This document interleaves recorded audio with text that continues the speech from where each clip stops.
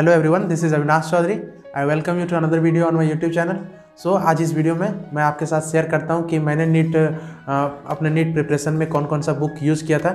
ये मैं इसलिए आज आपके साथ शेयर किया क्योंकि मेरे कमेंट सेक्शन में बहुत सारे ऐसे कमेंट्स थे जिसमें कि बार बार ये बोला जा रहा था कि मैं अपने जो बुक्स यूज़ किया था वो आपके साथ शेयर करूँ, रेफरेंस बुक क्या होना चाहिए और एनसीईआरटी कितना यूज़ किए थे, ये सब चीज़ बार बार कमेंट्स में आ रहा था। सो मुझे लगा कि एक वीडियो आपके लिए बनाना चाहिए जिसमें कि आपको मैं ये दिखा सकूं कि रियलिटी में मैंने कौन कौन सा बुक यूज़ किया था और फाइनली मुझे जिसमें कि नीट में बहुत ज़्यादा हेल्प हुआ। और जो जितना बस रिक्वायरमेंट होना चाहिए बस उतना ही वो बुक्स आपको मैं रेफ़र करूँगा, उतना ही यूज़ कीजिए। बहुत ज़्यादा एक्स्ट्रा यूज़ करने का कोई ज़रूरत नहीं होता है, कोई फ़ायदा नहीं होता है। बस होता है कि मटेरियल आपके पास ज़्यादा हो जाता है जिसके कारण आप अच्छा से कर भी नहीं पाते चीज़ों को।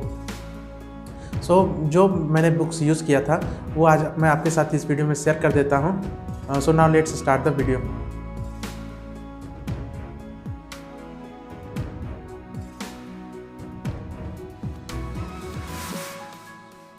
सो आप देख सकते हैं कि यही सब मेरा बुक्स था जिसको कि हम यूज किए थे अपने प्रिपरेशन में।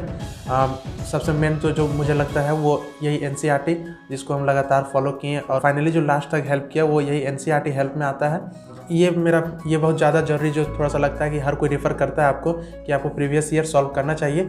तो ये एक एमटीजी का प्रीवियस ईयर बुक है क्वेश्चन बैंक, जिसमें कि ये मेरा जो था कोई बुक ये 32 ईयर्स का था। ये हेल्पफुल होता है। ये बुक को हम 2-3 बार सॉल्व किए थे। एक ही बुक को बार बार सॉल्व करने से ये कंसेप्ट क्लियर होता है। सो ये मेरा फिजिक्स का एक लिए थे और ये एक केमिस्ट्री का है।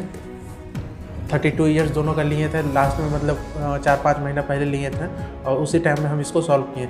ये लेट से हम इसलिए लिए क्योंकि इससे पहले जो हम प्रैक्टिस कर रहे थे तो अपना रेफरेंस बुक से हम अपना क्वेश्चन सॉल्व करते थे। फिर लगा कि जब इसको हम 1-2 बार प्रैक्टिस कर लिए फिर लगा कि अब लास्ट में प्रीवियस ईयर में सॉल्व करना चाहिए। तो इसलिए लास्ट में हम इस बुक को लिए थे, केमिस्ट्री का और फिजिक्स का 2 का। बायो का ज़रूरत हमको नहीं लगा क्योंकि बायो में अब जो नीट आ गया है उसमें तो सिर्फ एनसीईआरटी बेस्ड है। सो अगर आप जब बायो का लेते हैं प्रीवियस ईयर क्वेश्चन बैंक तो उसमें बहुत ज़्यादा एक्स्ट्रा क्वेश्चंस आ जाएगा और उसको आपको ज़रूरत नहीं है जिस चीज़ का। सो केमिस्ट्री और फिजिक्स में इनफ है, आपको क्वेश्चंस भी मिल जाता है, नंबर ऑफ़ क्वेश्चंस बनाने के लिए, और कंसेप्चुअल मिल जाता है और जितना रिक्वायरमेंट है आपको नीट के लिए वो सब रह जाता है। बट बायो में थोड़ा सा एक्स्ट्रा हो जाता है। जब आप बायो का प्रीवियस सॉल्व करने बैठेंगे तो उसमें पता चलेगा कि एनसीईआरटी बेस्ड नहीं है, क्योंकि बहुत नीट जब पहले होता था तो बहुत सारा आउट ऑफ एनसीईआरटी क्वेश्चंस आता था।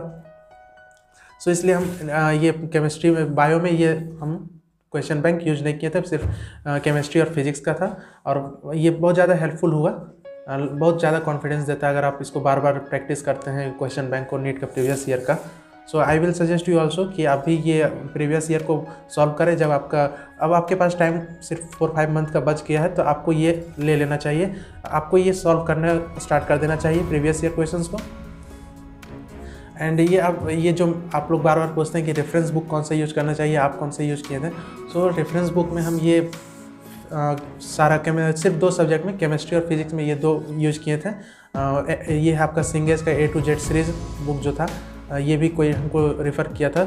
इसमें नंबर ऑफ़ क्वेश्चंस सही है, हर चैप्टर में मतलब 200-300 क्वेश्चंस है, उतना क्वेश्चंस इनफ है। बस एक तरीका होना चाहिए कि अगर आप किसी चैप्टर को जो आपको टफ लगता है, जिसमें आपको लगता है कि ज़्यादा मेहनत करने की ज़रूरत है, तो उस चैप्टर को इस बुक से बनाइए।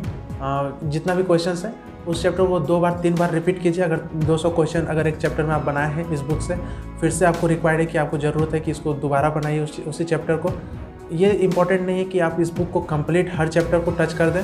हम भी ऐसा नहीं किए थे कि हर चैप्टर को इसका क्वेश्चंस बनाए थे, बट ये ज़रूर किए थे कि एक अगर कोई चैप्टर है जिसका हम सॉल्व किए हैं तो उस चैप्टर को फिर से 2-3 बार बनाए हैं इससे क्वेश्चंस में। और जब भी हम बनाते थे तो टिक कर देते थे कि ये चैप्टर हम बना चुके हैं। ज़्यादा नंबर ऑफ़ क्वेश्चन से ज़्यादा इंपॉर्टेंट है कि एक ही क्वेश्चंस को बार बार प्रैक्टिस कीजिए।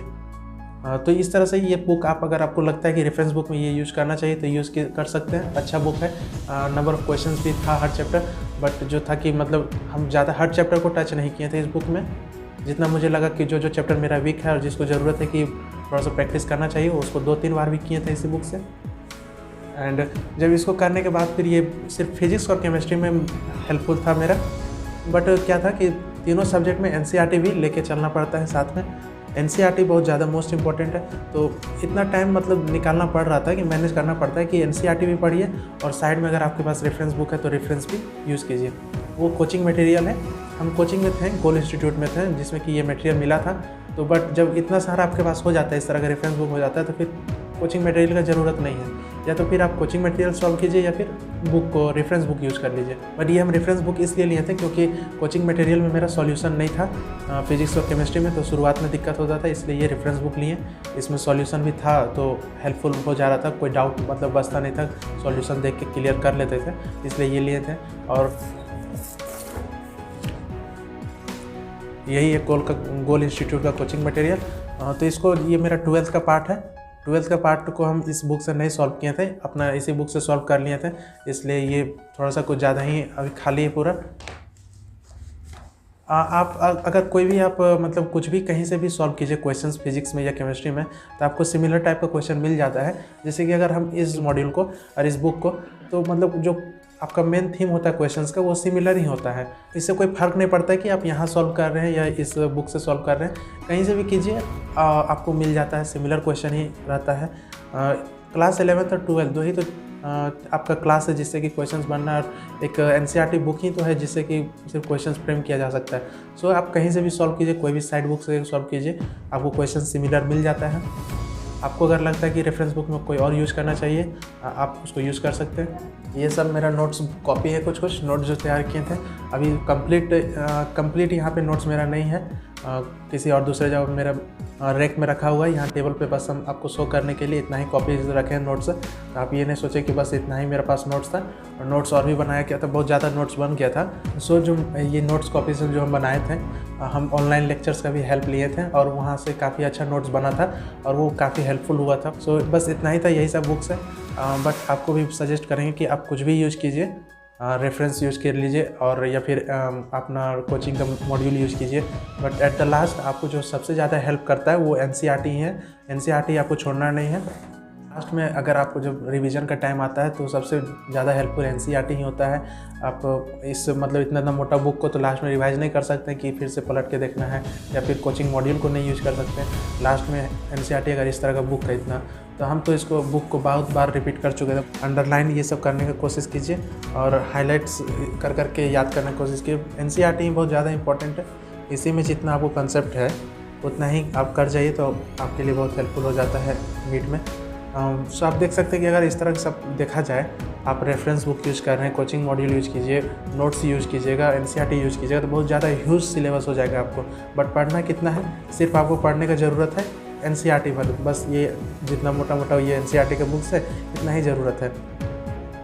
सो जब आपके पास, अगर अभी आप 11th में हैं तो आपके पास इनफ टाइम है, आप यूज़ कर सकते हैं, रेफरेंस बुक यूज़ कीजिए, कोचिंग मॉड्यूल यूज़ कीजिए ज़्यादा से ज़्यादा।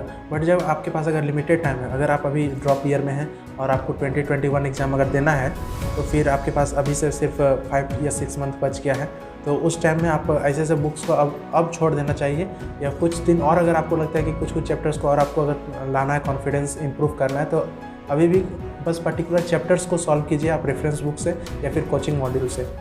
बट जब आपका लास्ट टाइम आ जाएगा कि 4 मंथ या 3 मंथ बचा हुआ है, तो उस टाइम आप सिर्फ एनसीईआरटी हो जाइएगा, एनसीईआरटी बेस्ड हो जाइएगा, और एनसीईआरटी को ही उस टाइम से लगातार रिवाइज करते रह जाइएगा। अगर लास्ट में भी अगर आप एनसीईआरटी में लगते हैं तो 3-4 महीने में भी एनसीईआरटी को किया जा सकता है, 2-3 बार प्रैक्टिस आराम से हो जाता है एनसीईआरटी।